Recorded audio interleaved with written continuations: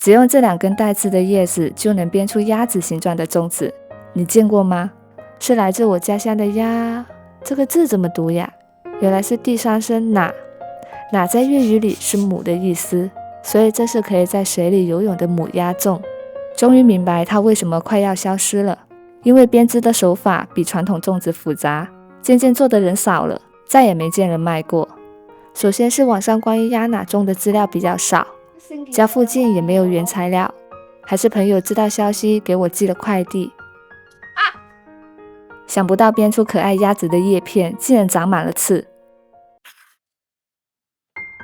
你好啊，我是陈20，一個中意下廚嘅女仔。托了家乡的长辈拍视频教我。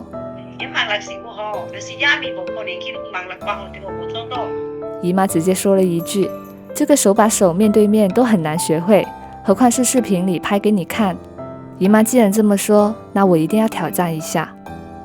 又错了，其实把它理明白不容易。对呀，重新来着。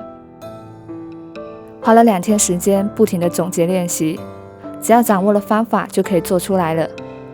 现在我只要5分钟就能编出一个。还要去摘一种野菜哈喽叶，剁碎后混合糯米，用来包种子巨香，这是我从小吃到大的美味。还可以用来焖鸭炒肉，你可以把它想象成不那么重口的紫苏。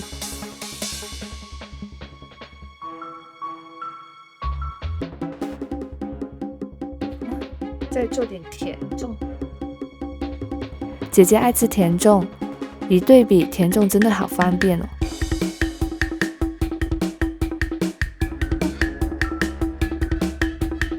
用竹筒做清水粽蘸白砂糖就很好吃了。来啦！哇！喜欢这款鸭哪粽，不仅仅是因为它可爱的外观和肋骨叶独特的清香，其实还有我对家乡的情愫，那个养我育我的地方。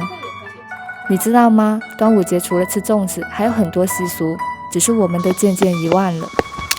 谚语记载，清明插柳，端午插艾，所以将艾草挂在家门口，它的叶子和茎部都有芳香，可以驱蚊虫，有一定的防病作用。在这一天扫庭院，撒雄黄酒，挂钟馗画。钟馗可是中国传统文化中驱鬼的万应之神，其正气可以镇灾纳福。就是他的发型也太潦草可爱了吧！今天摘点好看的植物回家做印花茶叶蛋，因为端午里的小孩子要吃咸鸭蛋和鸡蛋，可以祈求健康。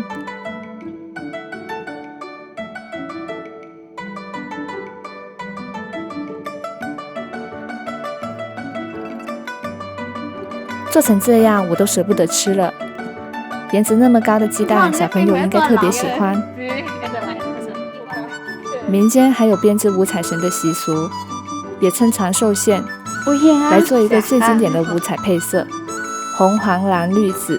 编一个给不行啊，这是给你的哦。希望家里的小宠物也可以长寿。你要这条是吧？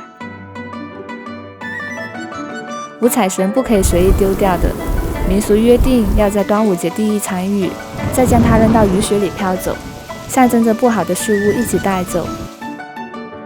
你有试过剪纸吗？